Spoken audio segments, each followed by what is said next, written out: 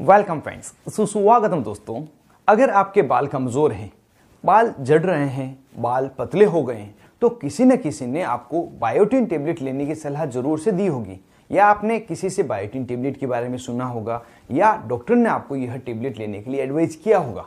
और अब आप जानना चाहते हैं कि यह बायोटिन टेबलेट क्या है, क्या वास्तव में यह टेबलेट बालों में फ़ायदेमंद है, इसको क्या नाम से आप मेडिकल स्टोर पर खरीद सकते हैं, इसको किस तरह से लेना है तथा कितने लंबे समय तक लेना है, और इसको लेने पर क्या कोई साइड इफेक्ट हो सकता है।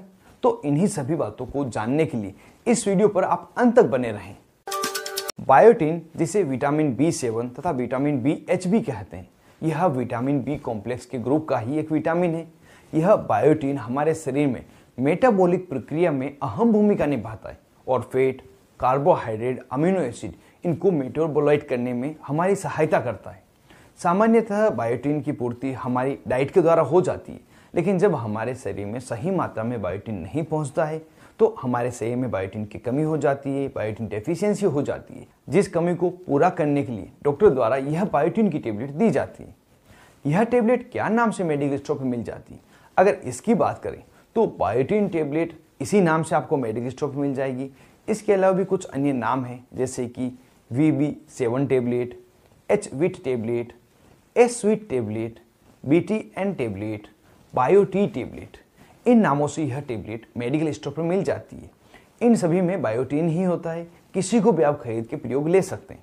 यहाँ पर ध्यान रखें, जो स्ट्रेंथ आपको डॉक्टर ने बायोटिन के लेने की सलाह दी, उसी स्ट्रेंथ की टेबलेट आप खरीदें, जिससे कि आपको डिजायर इफेक्ट मिल सके। यह टेबलेट किन किन स्ट्रेंथ में अवेलेबल है, तो यह मुख्य रूप से 2 स्ट्रेंथ में बनाई जाती है।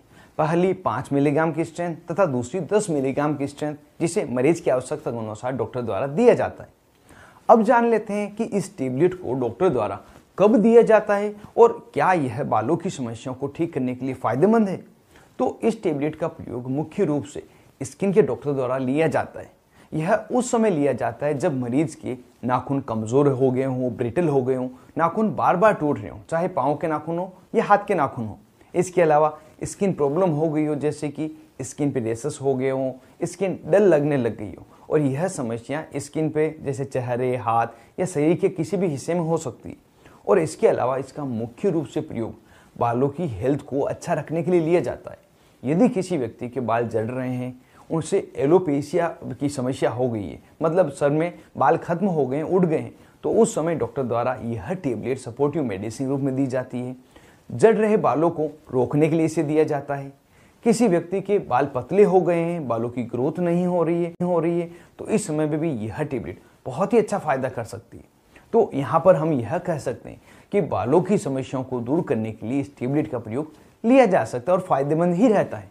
जब यह टेबलेट मरीज लेता है तो यह टेबलेट शरीर में जाकर केराटिन नाम के सब्सटेंस के लेवल को बढ़ा देती है, और यह केराटिन एक प्रकार का एसेंशियल प्रोटीन है जो हमारे बालों, स्किन तथा नाखून की ग्रोथ के लिए जिम्मेदार है।